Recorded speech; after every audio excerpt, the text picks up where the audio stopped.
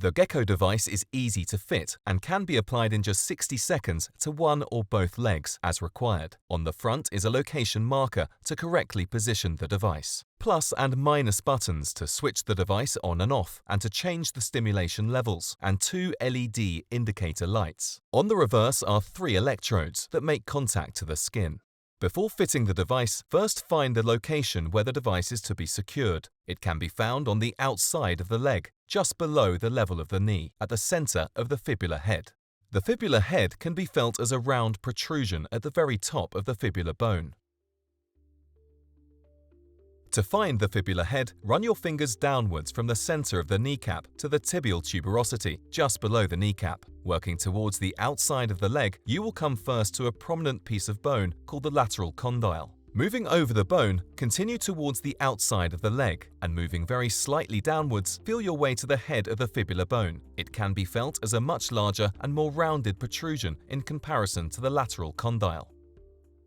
Alternatively, locate the fibular head by placing your fingers on the ankle bone on the outside of the leg, and in the groove between the calf muscles and the muscles at the front of the leg, run your fingers upwards towards the knee until you feel the round protrusion at the top of the fibular bone, the fibular head.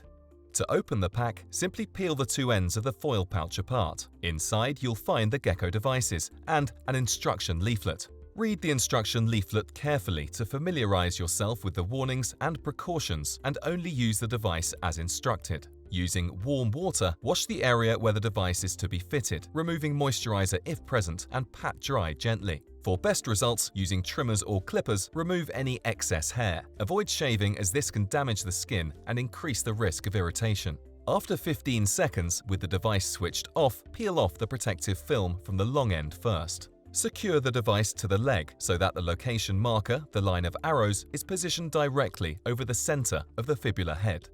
Next, remove the protective film from the short end and secure this to the front of the leg. Correctly fitted, the branded short end is positioned to the front of the knee, with the long end wrapped around to the rear of the leg, below the crease of the knee. This will place the negative electrode over the common peroneal nerve and will position the plus button to the front of the leg and the minus button to the rear, whichever leg the device is applied to. Repeat these steps when fitting the device on the other leg if required. Once in position, use a short press of the plus button, 0.5 seconds, to activate the device. The device will start once the button is released, and further short presses to set the appropriate level of stimulation. The correct level is reached when there is a discernible movement of the muscles in the lower leg, moving the foot outwards and upwards slightly. To accommodate any variation in stimulus due to leg position changes, simply turn the setting up or down.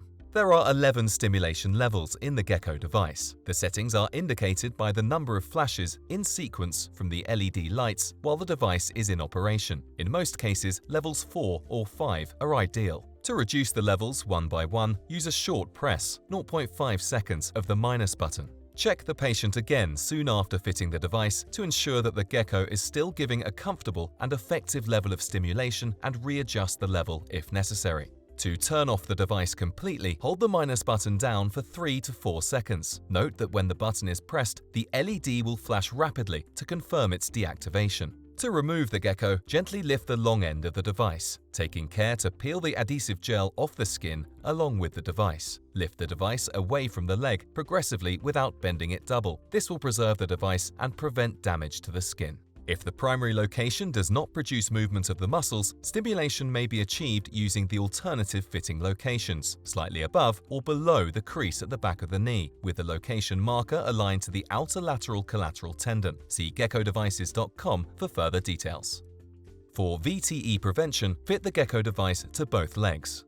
For the treatment and prevention of edema, fit the geko device to the affected leg. This ultrasound measurement shows blood volume and velocity at baseline and with the geko device switched on.